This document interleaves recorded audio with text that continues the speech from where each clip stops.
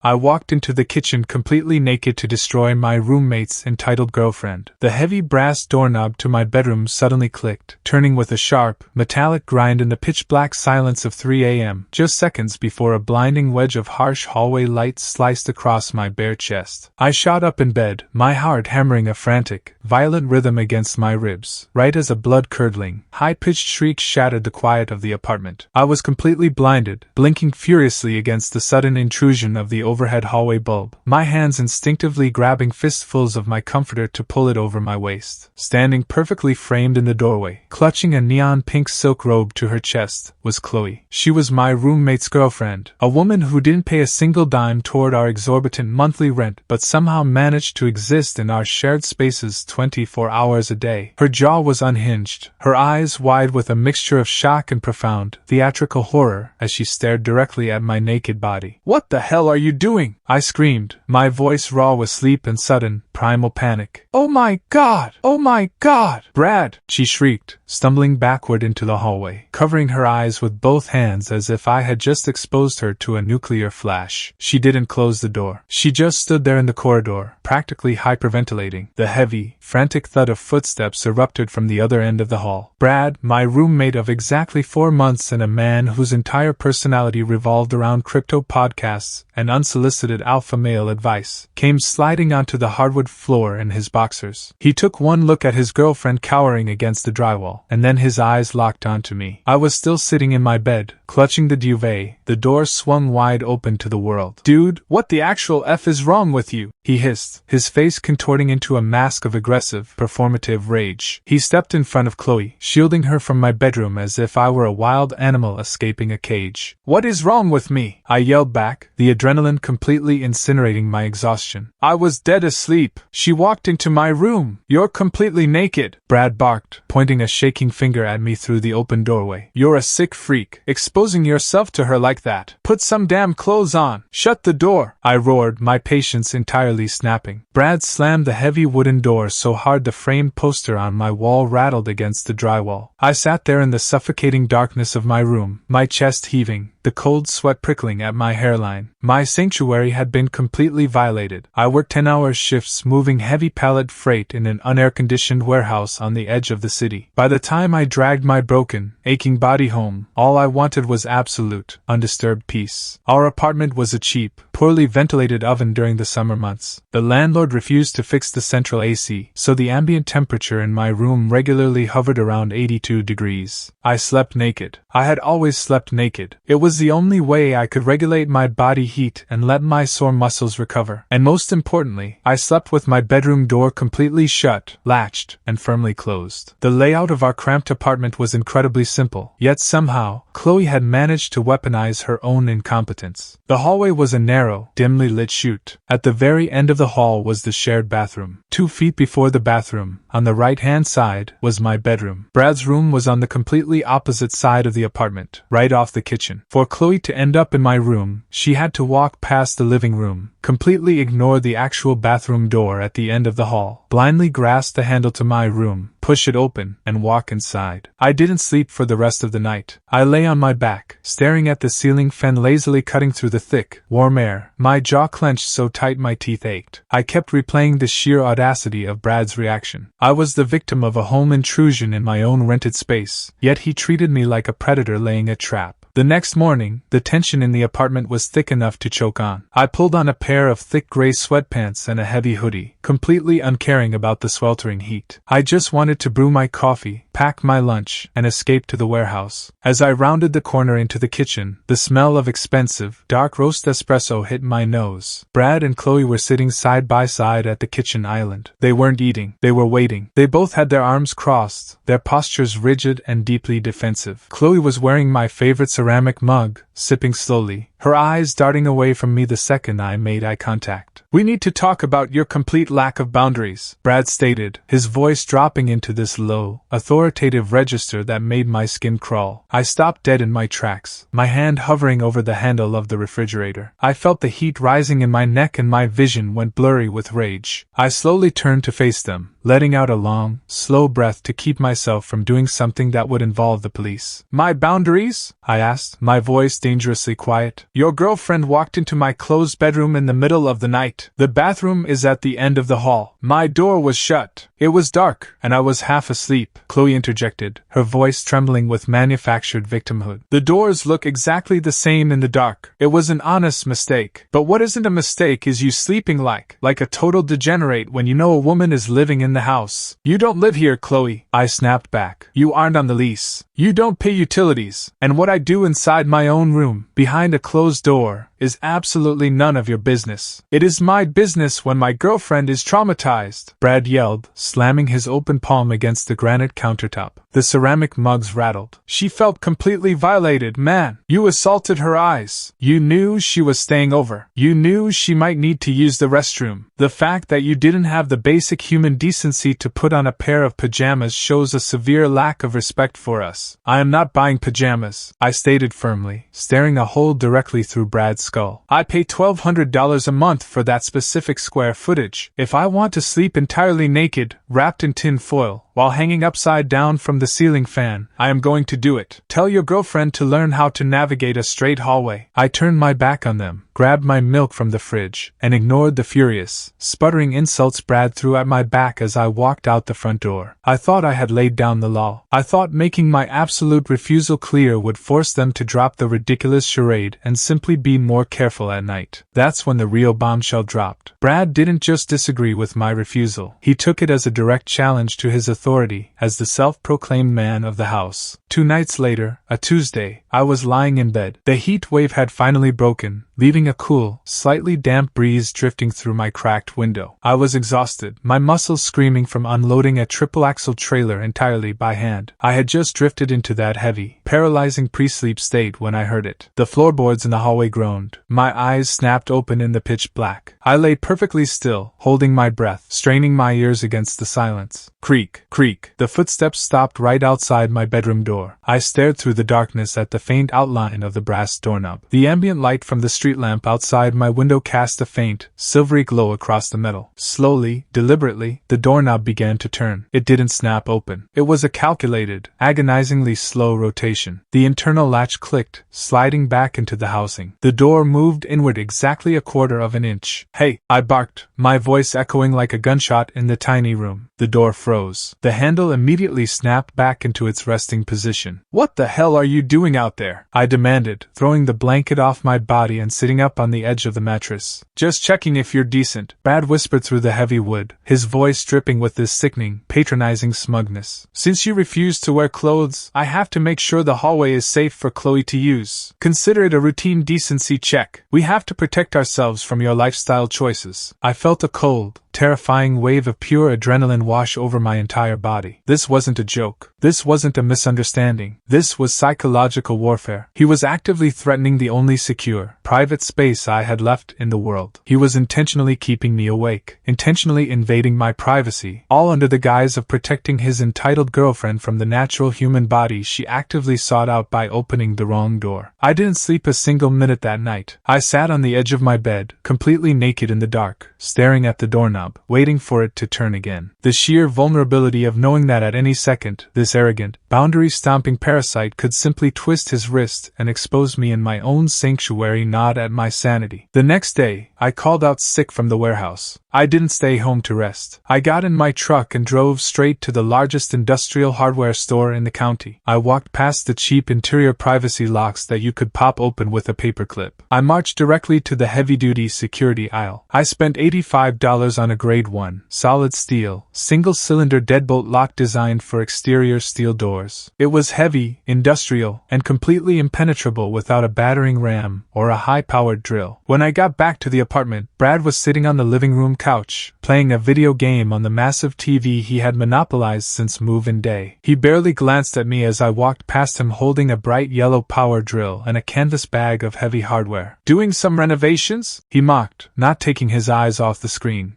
Something like that, I replied, my voice completely deadpan. I went into my room, shut the door, and immediately got to work. I didn't care about the security deposit. I didn't care about the aesthetic damage to the cheap veneer door. I marked the drill points, attached the whole saw bit, and pulled the trigger. The deafening, high-pitched scream of the power drill chewing through the solid wood echoed through the entire apartment. Splinters flew across my bedroom floor. Within 10 minutes, Brad was pounding aggressively on my door. Hey, what the hell are you doing in there? You're ruining the door. The landlord is going to charge both of us for that, he screamed over the whine of the drill. I ignored him entirely. I swapped the bit, screwed the heavy steel strike plate directly into the wooden door frame using 3-inch reinforced screws, and slid the massive deadbolt housing through the hole I had just bored. I tightened the heavy bolts on the interior thumb-turn mechanism until the metal bit deeply into the wood. I wiped the sawdust off my hands, gripped the heavy, cold metal of the thumb-turn, and twisted it. Clack! The sound of the solid steel bolt slamming perfectly into the reinforced strike plate was the most beautiful, deeply satisfying noise I had ever heard in my entire life. It sounded like a prison door locking shut. It sounded like absolute, unassailable security. I opened the door. Brad was standing there, his face flushed red with anger, a piece of sawdust resting on his shoulder. He looked past me, his eyes locking onto the massive, glaringly obvious industrial deadbolt I had just permanently married to our interior door. Are you insane? He demanded, his eyes wide. You can't install a deadbolt on an inside door. That's a massive fire hazard. Take that off right now. You lost the right to dictate my hardware the second you started jiggling my handle in the middle of the night like a creep, I said, leaning casually against the doorframe, crossing my arms over my chest. The door stays locked. You ever touch my doorknob again, you're going to break your wrist trying to force it. I slammed the door in his face and immediately twisted the deadbolt. Clack! I heard him kick the bottom of the door in frustration before stomping back down the hallway. For 3 glorious nights, I slept perfectly. I slept naked, sprawled out across the mattress, listening to the ambient city noise drifting through the window. Once, on Friday night, I heard the familiar creak of the floorboards. I watched the brass doorknob slowly depress. It turned a fraction of an inch, and then slammed against the immovable, solid steel resistance of the deadbolt. I smiled in the dark, closed my eyes, and went right back to sleep. But as the weekend approached, a new realization began to fester in my mind. The deadbolt solved the immediate physical threat, but it didn't solve the absolute, staggering audacity of their mindset. Brad and Chloe still fundamentally believed they owned the apartment. They still believed my comfort, my autonomy, and my right to exist in the space I paid for were entirely secondary to her delicate sensibilities. They had tried to trap me in a behavioral cage, demanding I alter my life to accommodate her inability to navigate a hallway. They thought they had the moral high ground. I decided it was time to level the playing field. They wanted to have a debate about shared spaces versus private spaces. I was about to give them a masterclass in property rights. Sunday morning arrived with a bright, harsh sunlight filtering through my blinds. I woke up at 8 a.m., feeling incredibly rested and deeply, dangerously petty. I could hear the faint sounds of the apartment coming to life. The clinking of silverware against ceramic bowls. The low murmur of a podcast playing from a Bluetooth speaker. The unmistakable hiss and spit of the expensive espresso machine in the kitchen. Brad and Chloe were making breakfast. I pushed off the mattress, my bare feet hitting the icy laminate flooring. I stretched my arms over my head, feeling the satisfying pop in my shoulders. I walked over to the chair where I kept my sweatpants draped. I looked at the thick, gray fabric. I thought about Brad's smug voice through the door. Consider it a routine decency check. We have to protect ourselves from your lifestyle choices. I left the sweatpants on the chair. I didn't grab a towel. I didn't grab a pair of boxers. I didn't even grab a pair of socks. I stood entirely, unapologetically naked in the center of my room. I took a deep, grounding breath, feeling the cool morning air wash over my bare skin. All the anger, all the frustration, all the stress of the past week completely evaporated, replaced by a cold, clinical, and absolutely lethal sense of purpose. I unlocked the deadbolt with a loud, deliberate clack. I opened my bedroom door and stepped out into the hallway. The walk down the corridor felt like a slow-motion sequence in a movie. The hardwood floor was cold beneath my bare soles. I didn't try to hide my body. I didn't cross my arms over my chest or strategically position my hands. I walked with my head held high, my shoulders squared, my posture radiating the absolute, unbothered confidence of a man walking through his own kingdom. As I rounded the corner into the living room, the kitchen came into full view. Brad was standing at the stove, using a wooden spatula to flip a pair of perfectly round, over-easy eggs. Chloe was sitting on a bar stool at the kitchen island, scrolling through her phone, a piece of heavily buttered avocado toast halfway to her mouth. The morning sunlight was streaming through the sliding glass doors, illuminating the entire kitchen in a bright, unforgiving glow. I walked straight across the living room carpet and stepped onto the kitchen tile. "Morning," I said, my voice loud, cheerful, and entirely conversational. Chloe looked up from her phone. Her eyes tracked the sound of my voice, dragging up from the floor, past my knees, past my waist, and locking onto my face. The piece of avocado toast slipped from her trembling fingers, landing face down on the granite countertop with a sickening, wet splat. Her mouth opened, but no sound came out. She just let out this pathetic, strangled gasp, her eyes immediately welling up with tears as she aggressively spun around in her chair to face the refrigerator, throwing her hands over her face. Brad turned around from the stove, a condescending smirk already forming on his lips. "Hey man, glad you finally decided to." The words died in his throat. The wooden spatula slipped from his grip, clattering loudly against the cast iron skillet, sending a spray of hot grease across the stovetop. His entire body went rigid, his eyes bugging out of his skull as he took in the full, unadulterated reality of my physical presence in the shared kitchen. The sheer, overwhelming shock on his face was a portrait of pure, defeated humiliation. What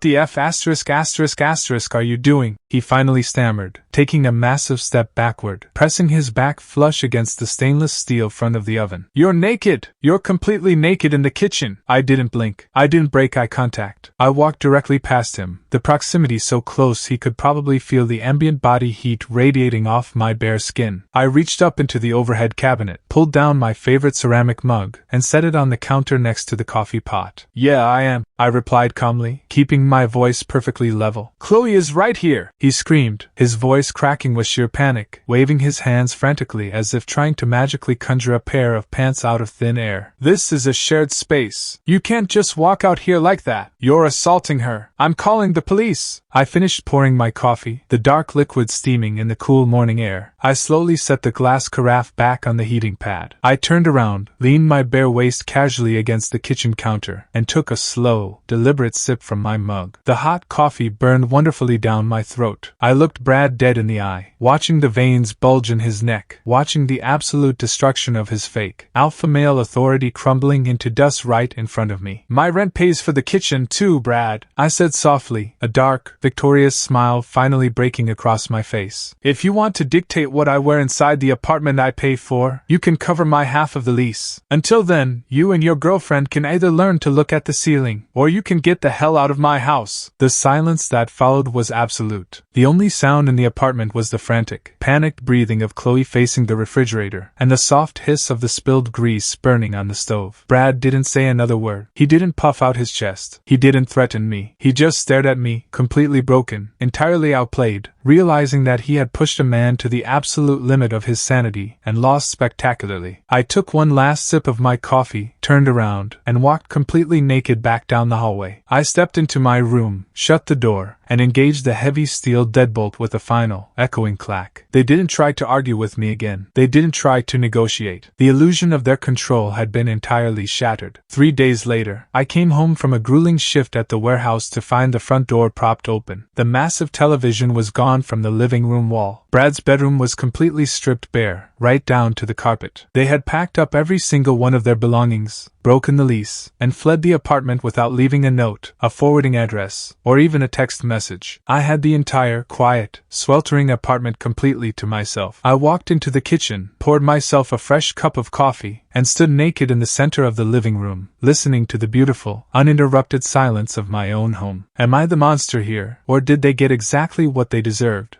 If you have made it this far and want to see more videos like this, then kindly subscribe and turn on notifications so you may never miss another story like this.